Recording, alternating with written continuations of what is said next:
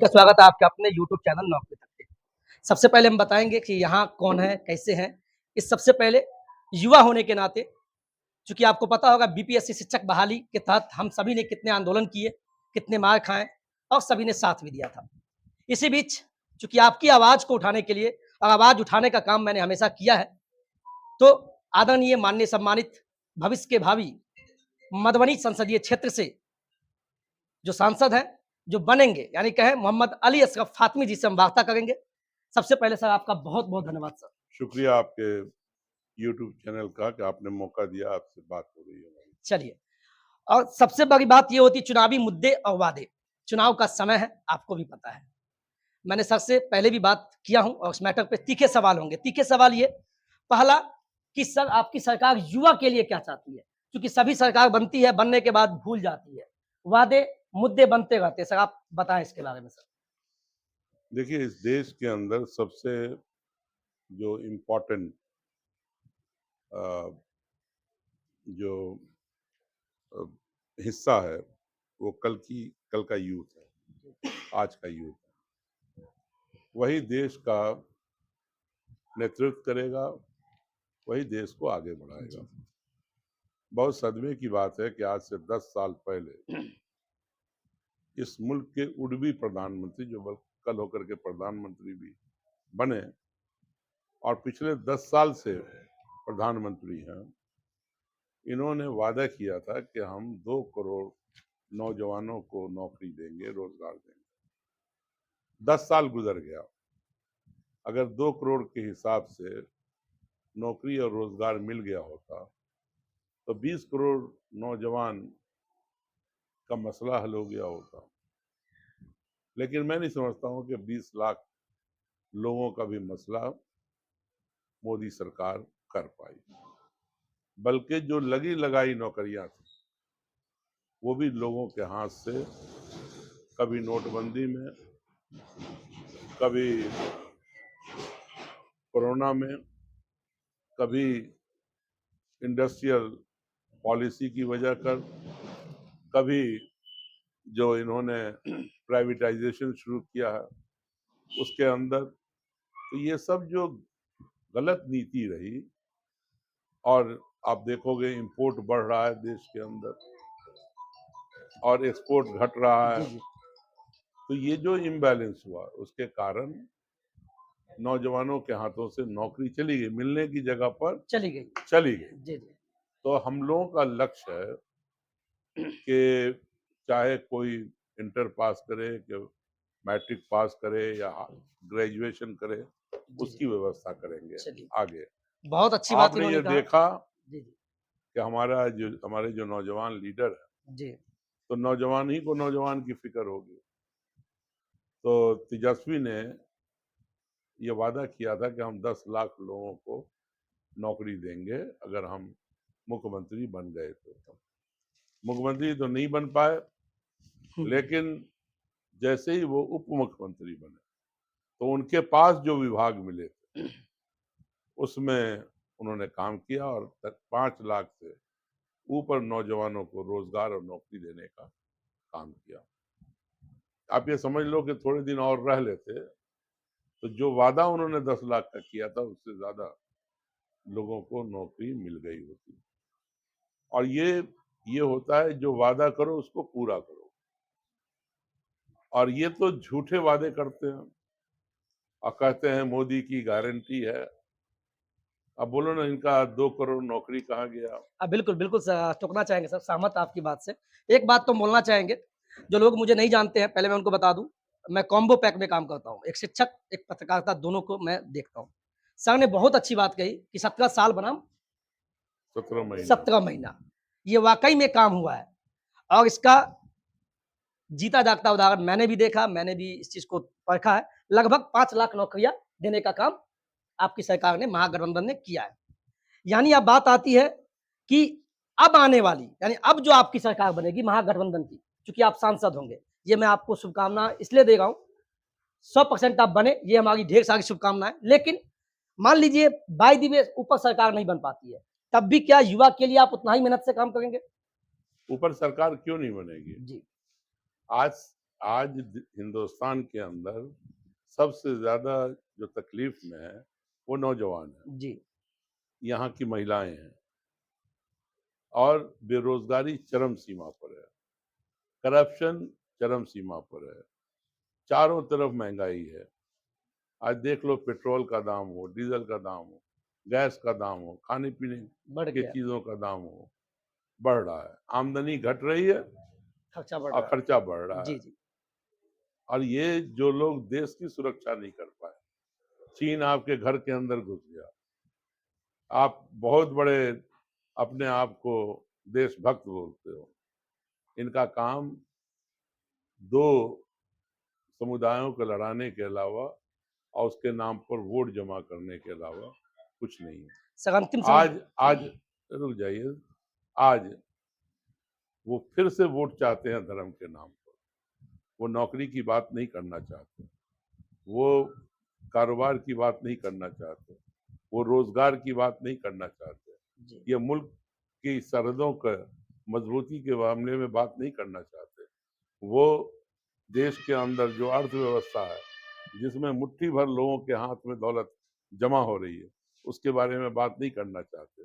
जिस काले धन के बारे में उन्होंने ऐलान करके आए थे, उसके बारे में बात नहीं करना चाहते हैं। ये सिर्फ ईडी, इनकम टैक्स, सीबीआई, ये जो ऑर्गेनाइजेशन है सरकार की, उसको बदनाम करके उसका गैर मतलब गलत तरीके से गलत मिसयूज़ करके हाँ, इस्तेमाल करके और मुल्क के अंदर एक खौफ पैदा करके सरकार में आना चाहते हैं। तो अगर ऐसी सरकार बनेगी तो उससे देश की जो पार्लियामेंट है वो कमजोर होगी, जो डेमोक्रेसी है वो कमजोर होगा, प्रजातंत्र कमजोर होगा, देश का गणतंत्र कमजोर होगा, देश के अंदर जो नौजवानों के सपने हैं वो पूरे नहीं होंगे, और ये मुल्क कमजोर होगा हर तरह से। इसलिए हम लोग चाहते हैं कि ये सरकार बदलनी चाहिए, और जो हालात हैं, जो मुख्तलिफ राज्यों से, अच्छा ये जीतेंगे कहाँ से? जितना मैक्सिमम जीतना था जीत चुके, जी, जी, और कहने को तो हर दफा कहते हैं इतना पार उतना पार। तो बंगाल में भी बोला उन्होंने, तेलंगाना में बोला, कर्नाटका में, हिमाचल में, पिछली दफा राजस्थान, मध्य प्रदेश, उन्होंने तो परचेज करते हैं ये लोग। सर यहाँ एक चीज़ टोकना चाहेंगे सर, माफ़ी चाहेंगे। सबसे बड़ी बात इनके बारे में एक बता दूँ, दरभंगा से 4 बार सांसद रहे और इन्होंने बहुत काम भी किया है। मैं इसलिए बोल रहा हूँ कि आप देख सकते हैं केंद्रीय विद्यालय का मुद्दा हो, केंद्रीय विद्यालय आज जो आप देख रहे हैं, चूँकि मैं वहाँ से पढ़ा हूँ, तो मैं इसका उदाहरण हूँ सर, मैं इस चीज़ का बताऊँ। कस्तूरबा गांधी, एनबीएस हो, रेलवे हो, यहाँ तक कि बागमती, आप ट्रेन का नाम बागमती एक्सप्रेस चलता है, कमला, कमला, जीवस, जीवन, वाक़ई में मैं इसलिए बोलना भी चाहूँगा चूँकि ये मधुबनी क्षेत्र से आ रहे हैं। मुद्दा ये होता है, मधुबनी क्षेत्र से लोकसभा जो चुनाव है 2024 का, तो इस आधार पे मधुबनी की जनता इन्हीं को क्यों वोट दे, इस चर्चा के लिए इनको लाए हैं। लेकिन खासकर युवा बेहाल है और युवा के लिए इन्होंने कहा भी कि हमारी सरकार आएगी तो अच्छे से काम। सर युवा के लिए ये बताइए कितनी आपकी सरकार जब आएगी, हम युवा पे बात करते हैं, कितने लाख नौकरियाँ का सृजन करेंगे? यार क्योंकि हर आपने बोला आदमी था। को नौकरी का अधिकार है। जी, it must be a policy of the government to give education to everyone yes, and job to everyone. Either it will be government job, हुँ, सरकारी नौकरी हो या कारोबार हो या रोजगार हो, हर इंडिविजुअल का राइट है, हर इंडिविजुअल को ये अधिकार मिलना चाहिए। आप भूखे रखिएगा, सरकार की जिम्मेदारी है कि सरकारी खजाने से ऐसा इंतजाम किया जाए जिसमें हर युवक देश का, हुँ, चाहे किसी जाति का हो, किसी मजहब का हो, मिलना चाहिए। किसी इलाके का हो, उसको उसमें हिस्सेदारी मिलनी चाहिए। और उसको रोजगार और नौकरी के लिए कैसे रोकोगे आप, बोलो? बट सर हाउ मेनी कितना? सभी, हम ये हर नौजवान को। चूँकि मोदी और जी अगर सरकार नौकरी रोजगार नहीं दे पा रही है तो उसको भत्ता देना चाहिए। हम लोग इसके बारे में बिल्कुल सोच रहे हैं। सोच लिया है कि इस वक्त इसकी लड़ाई देश के अंदर होगी। और सर फिर भी सर जैसे कि मोदी जी तो इसको हँसते हुए लेंगे चूँकि झूठे वादे तो हुए हैं एज़ अ युवा चूँकि हुए हैं तो वो बीत गया, लेकिन सर आपकी सरकार कुछ सोची होगी 30 लाख, 40 लाख देंगे, इतने मतलब पैसा आप लिमिट क्यों करते हैं? लिमिट नहीं करना है। बिल्कुल नहीं। चलिए, यानी मिलेगा। मिल वो उसका राइट है, फंडामेंटल राइट है। जी, चलिए। बहुत अच्छा है, चूँकि देखिए सर ने बहुत अच्छी बात कही कि एक बार महागठबंधन सरकार पे आप भरोसा कीजिए, चूँकि सर के पास समय कम होता है। स सबसे पहले इनको बहुत-बहुत धन्यवाद। हम ज़्यादा बात नहीं कर पाएँगे, चूँकि रीज़न ये होता है कि ये हुआ तो वो हुआ, हम उतने तह में नहीं जाएँगे। हम युवा के मुद्दों को उठाना चाहते हैं, हमेशा उठाना भी चाहेंगे। और सर बीपीएससी टीआरई 3 आपको पता होगा पेपर लीक हो गया। आपकी सरकार ने तो इतने अच्छे बहाली भी दी और सही समय पे, सही तरीके से नियोजन भी हुआ और गए भी और पैसा भी उठाए। नियत लेकिन जब भाजपा की सरकार बनती है, बाय द वे गठबंधन की सरकार, डबल इंजन की सरकार, तो पेपर लीक होता है। इस मुद्दे पे आप क्या बोलना चाहेंगे सर? देखिए, भारतीय जनता पार्टी की सरकार जब से दिल्ली में आई है, जी। तो उनके जो सोच वाले लोग हैं, जो मुख्तलिफ ऑर्गेनाइजेशन में काम करते हैं, उनको वो घुसाना चाहती है नौकरियों के अंदर, ताकि उनके थॉट, उनके सोच का लोग सरकार में घुस जाए। और ये उन्हीं कारणों की वजह कर ये जो है ना लीक होता है जी, जी। और चोरियां होती हैं। भाई, इस मुल्क में चाहे विद्यार्थी परिषद का बच्चा हो, या युवा कांग्रेस का हो, युवा राजद का हो, या किसी भी पार्टी का, कम्युनिस्ट पार्टी के यूथ विंग का हो, सबको अधिकार है कि उसको नौकरी मिले, रोजगार मिले। मतलब आप एक कल हो के मेरी सरकार बन जाए तो कहें कि सिर्फ राजद वालों को नौकरी मिलेगी। तो ये बेईमानी जहां से शुरू होती है, वहीं से लीक भी शुरू होता है। ये ऐसे लीक नहीं होता है। यानी भाजपा का नीति साफ लग रहा है मुझे कि पैसा वाला का बेटा ही नौकरी करे, यानी नहीं नहीं, हाँ, उनके साथ संगठन वाले लोग। संगठन वाले लोग। बिल्कुल सही, देखिए पेपर लीक तो बिल्कुल नहीं होना चाहिए और ये बहुत गंदा खेल है। और जब तेजस्वी बाबू जी का सरकार था, यानी कहें तो उन्होंने नौकरी भी दिया था, 5 लाख नौकरी, पेपर लीक भी नहीं हुआ और बिहार के बच्चे, युवा सभी खुश हैं अच्छा, सर। आपको याद होगा लालू जी का जमाना। लालू जी के वक्त में भी मेरे ख्याल से 32-33 हजार टीचर का अपॉइंटमेंट हुआ था एक साथ। जी, जी। उसके बाद आपको याद दिलाएं कि इंस्पेक्टर्स की बहाली हुई, प्रोफेसर की बहाली हुई। उस जमाने में पेपर लीक क्यों नहीं हुआ? बहुत सारे कांस्टेबल की बहाली हुई थी, आपको याद है? अच्छा, उस जमाने में क्यों नहीं हुआ पेपर लीक? आज क्यों होता है पेपर लीक? वही तो बहुत जगह पेपर लीक हुआ है। लालू तो बहुत बेईमान आदमी है, हैं? जेल गया बेचारा वो, बकौल इनके। तो उसके जमाने में क्यों नहीं लीक हुआ? सवाल तो बनता है। तो युवा जितने भी हैं आप देख रहे हैं, सर अंतिम संदेश कुछ दे दीजिए मधुबनी की जनता को, युवा को, जो भी है, अति पिछड़ा। मधुबनी की जनता को एक ही बात कहना चाहता हूँ कि मैं जहां जा रहा हूँ, वहां एक चीज पा रहा हूँ कि ये आदमी बाप बेटा जीतने के बाद लौट के नहीं जाता। इसलिए अवाम बदलाव चाहती है। यहाँ से लोकसभा के एमपी को चेंज करना चाहती है, और चेंज करके यहाँ से लेकर दिल्ली तक सरकार बनाना चाहती है इंडिया गठबंधन की, ताकि इस इलाके का डेवलपमेंट हो सके। आप बताओ, 15 साल में आपने खुद कहा कस्तूरबा गांधी, मैंने तो मधुबनी में हर ब्लॉक में बनाया था। जी, जी।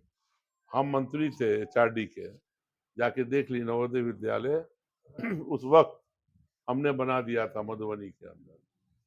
ये जो आपका एयरपोर्ट है, जहाँ पर ये केंद्रीय विद्यालय है, वो भी मधुबनी का हिस्सा है। वहाँ पे दो दो केंद्रीय विद्यालय। 2-2 दिलवाए अब वो थे। जी, जी। मधुबनी जिला का हिस्सा है, और हमने एक मधुबनी जिला के अंदर भी हेडक्वार्टर में भी एक केंद्रीय विद्यालय दिया। ये डबल इंजन की सरकार, ये 3 मरतबा मेंबर रहे हैं लोकसभा के, ये जमीन नहीं दिलवा पाए। अगर जमीन मिल गया होता तो वहां भी केंद्रीय विद्यालय होता। इसलिए मैं कह रहा हूं, जब हम दरभंगा का डेवलपमेंट, रेल के अंदर पासपोर्ट ऑफिस, इलेक्ट्रॉनिक एक्सचेंज, बहुत सारे काम हम कर सकते हैं, तो क्यों नहीं मधुबनी में करेंगे। मधुबनी को हम बहुत आगे ले जाएंगे। जिस तरह से दरभंगा का विकास हमने किया है, उसी तरह से मधुबनी का विकास करेंगे। चलिए बहुत वो तो हाँ, है ही वही है। और ये देखिए हम इसलिए बोल रहे हैं चूँकि केंद्रीय विद्यालय से मैं पढ़ा भी हूँ और मैं बता दूँ सर को मैं तो बहुत बच्चा हूँ, पिता तुल्य है। रीज़न ये होता है मैं सर एयरपोर्ट वाले पे पढ़ा था, जहाँ आप बनाए हुए हैं। सबसे बड़ी बात नई बता बिल्डिंग नई बिल्डिंग जी, जी। नई बिल्डिंग मेरी बनवाई हुई है। चलिए हम भाग्यशाली हैं। दूसरी बात, एक बार इन पे विश्वास कीजिए, मैं फिर बोल रहा हूँ, मैं कॉम्बो पैक में काम करता हूँ। मैं दरभंगा से आता हूँ, आप सभी मुझे देखते हैं मधुबनी, दरभंगा खासकर आप जो भी सटे हुए हैं, आप इन पे ट्रस्ट करें और एक बार मौका फिर से मधुबनी क्षेत्र के लिए इनको दें। सर चुनाव कब है यहाँ का? चुनाव मतलब 20 मई 20 मई। याद रखिएगा 20 मई को चुनाव है। मधुबनी लोकसभा संसदीय क्षेत्र से आदरणीय, माननीय, सम्मानित हमारे मोहम्मद अली अशरफ फातमी जी लालटेन छाप। फिर ये कोई नहीं बोलिएगा सर आप लालटेन का प्रचार तो नहीं कर रहे।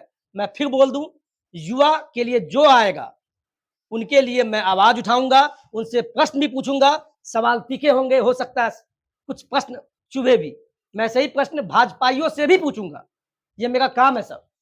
तो खैर आज के वीडियो में इतना ही और सर को हम बोलेंगे सर मेरे तरफ से, बिहार के युवा की तरफ से, मधुबनी क्षेत्र की तरफ से आपको सर ढेर सारी शुभकामनाएं। जीत के आइए, फिर आपका इंटरव्यू लेंगे सर। बहुत बहुत धन्यवाद सर, थैंक यू।